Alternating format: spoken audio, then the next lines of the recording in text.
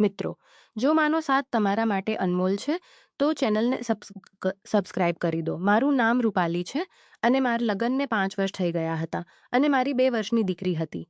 અમે મુંબઈ શહેરમાં રહેતા હતા અને અમારું નાનકડું પોતાનું ઘર હતું। મારા સાસુ સસરા ગામમાં રહેતા અને અમે પતિ પત્ની શહેરમાં રહેતા હતા। મારા પતિનું નામ સુરેશ હતું અને મારા પતિની પઢાઈ પૂરી થઈ ચૂકી હતી।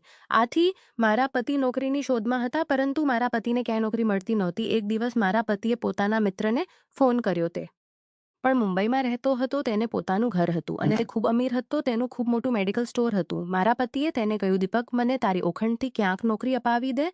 હું ઘણી જગ્યાએ ફરી વયો છું હું ઘણી જગ્યાએ ફરી વયો છું પરંતુ મને ક્યાંય નોકરી મળતી નથી। ત્યારે દીપકે કહ્યું, સુરેશ, તારે ક્યાં જવાની જરૂર નથી। તું કાલથી મારા મેડિકલ સ્ટોર પર કામ શરૂ કરી દે।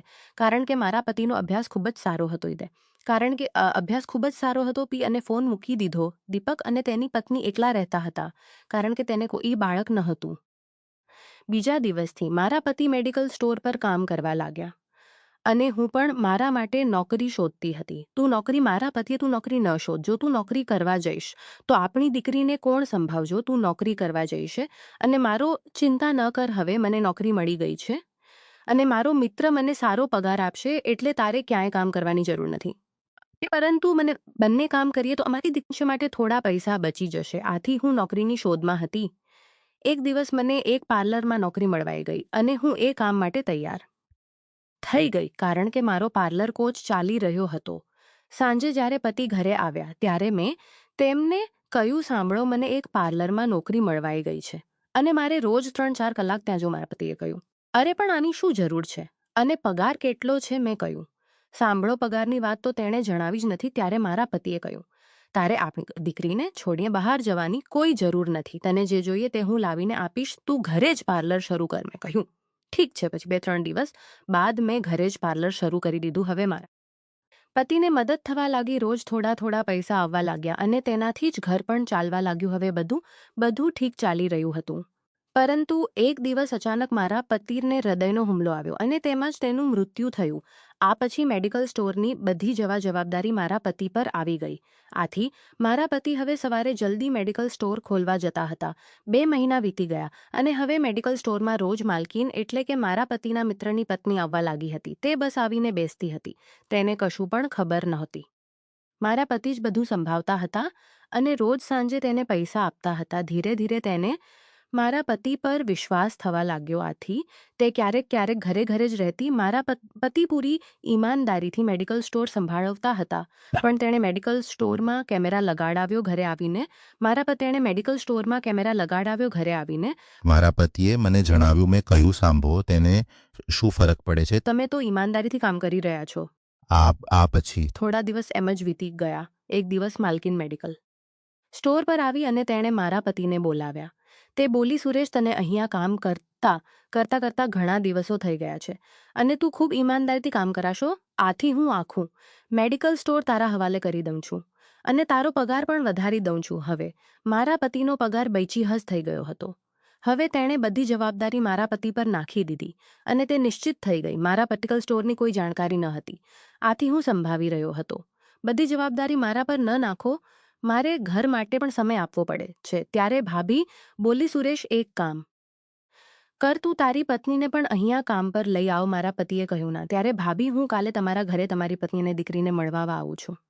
આ કહીને તે બીજે દિવસ વેચા અમારા ઘરે આવી અને મારી બીજે દિવસે મારા પતિ સાથે અમારું અમીર હતી અને મને મોઈ તે ખૂબ અમીર હતી અને મારા કરતાં પણ વધારે સુંદર હતી। તેને જોતા જ કોઈ પણ પુરુષ તેના પ્રેમમાં પડી શકતો હતો અને તે દિવસથી મારા સંસારની બરબાદી શરૂ થઈ ગઈ। એટલે કે માલકીન ધીરે ધીરે મારા પતિના પ્રેમમાં પડવા લાગી હતી। તેણે મારા પતિને ખૂબ વિશ્વાસમાં લીધો અને મેડિકલ સ્ટોર તેને સંભાળવા માટે આપી દીધું। તે જ્યારે મન કરતું મેડિકલ સ્ટોર પર આવવા લાગી। એક દિવસ પોરના સમયે તે મેડિકલ સ્ટોર પર ગઈ।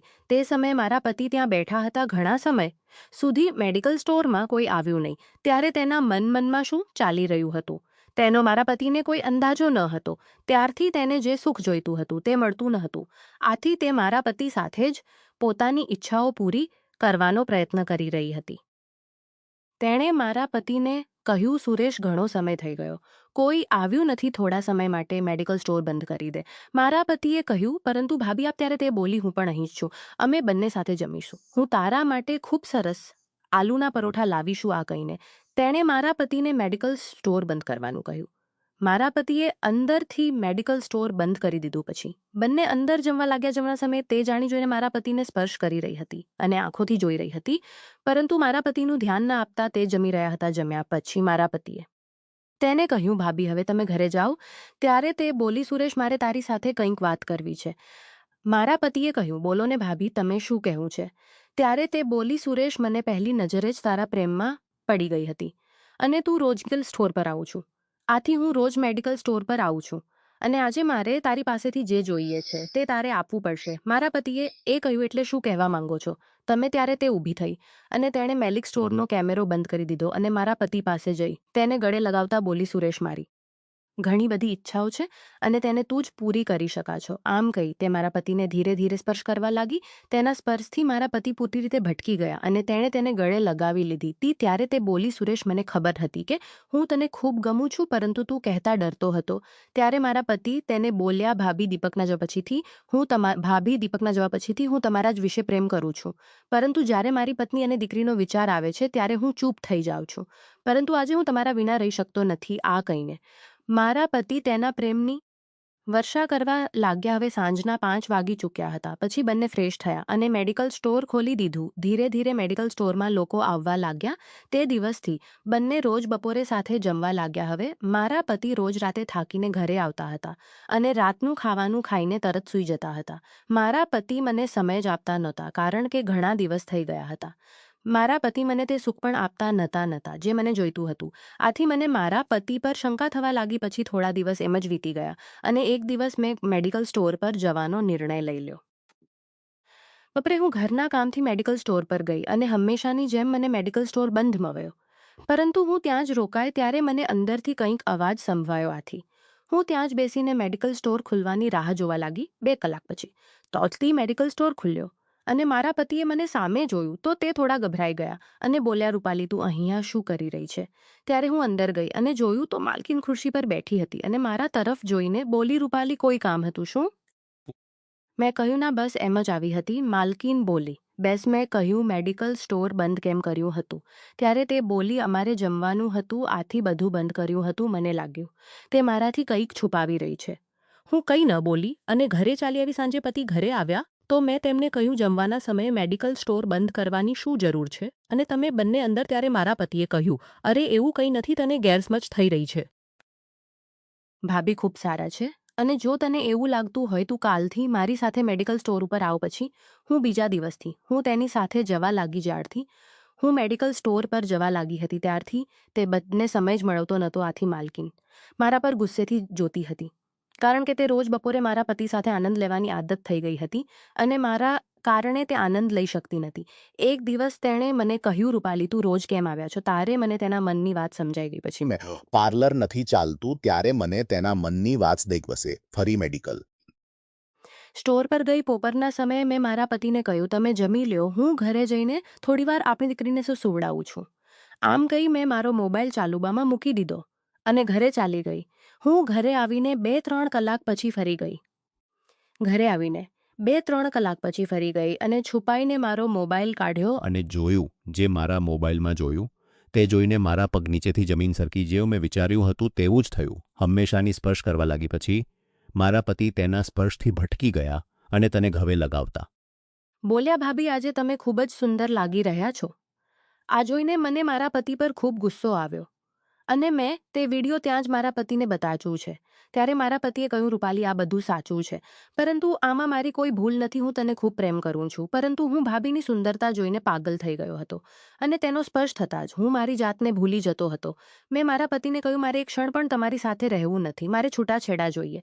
ત્યારે મારા પતિ મારી પાસે માફી માંગવા લાગ્યા અને બોલ્યા, રૂપાલી, પ્લીઝ આવું ન કર. હું તારા વિના રહી શકતો નથી. હું આજે જ આ નોકરી છોડી દઉં છું. ત્યારે માલકીન પણ મારી પાસે માફી માંગવા લાગી. તે બોલી, રૂપાલી, મને માફ કરી દે. મારા પતિના જવા પછી મને જે સુખ જોઈતું હતું તે મળતું નહોતું. આથી હું તારા પતિને આકર્ષિત કરી રહી હતી અને તેની સાથે આનંદ લઈ રહી હતી. રૂપાલી, પ્લીઝ, મન તૈયાર છું. પછી મેં એક સ્ત્રી હોવાના નાતે તેનું દુઃખ સમજ્યું. અને તેને માફ કરી દીધી. હું મારા પતિને ઘરે ચાલી ગઈ ત્યારે મારા પતિએ મને ગળ લગાવ્યું, રૂપાલી મને માફ કરી દે, હું આજથી કોઈ અન્ય સ્ત્રી તરફ નહીં જોઉં આ કહીને. તે મારા પ્રેમની વર્ષા કરવા લાગ્યા પછી મેં પણ તેને ગલગાવ્યા અને તેનો સાથ આપ્યો. અમે પતિ પત્નીએ એકબીજાની બાહોમાં ખોવાઈને અમારી બધી ઈચ્છાઓ પૂરી કરી. આ પછી થોડા દિવસો એમ જ વીતી ગયા અને મારા પતિ એક કંપનીમાં નોકરી કરવા લાગ્યા. તે દિવસથી અમે પતિ પત્ની તે માલકીનનું મોં પણ જોયું નહીં. અમે અમારી દીકરી સાથે ખૂબ ખુશ રહેવા લાગ્યા અને એકબીજાને ખૂબ પ્રેમ કરવા લાગ્યા. મિત્રો, જો તમને આ કહાની ગમી હોય તો વિડીયોને અને ચેનલને સબસ્ક્રાઇબ જરૂર કરજો. ફરી મળશું આવતીકાલે નવા વિડીયોમાં. ત્યાં સુધી આવજો. વિડીયો પૂરો જોવા બદલ આપ સૌ મિત્રોનો ધન્યવાદ. મિત્રો.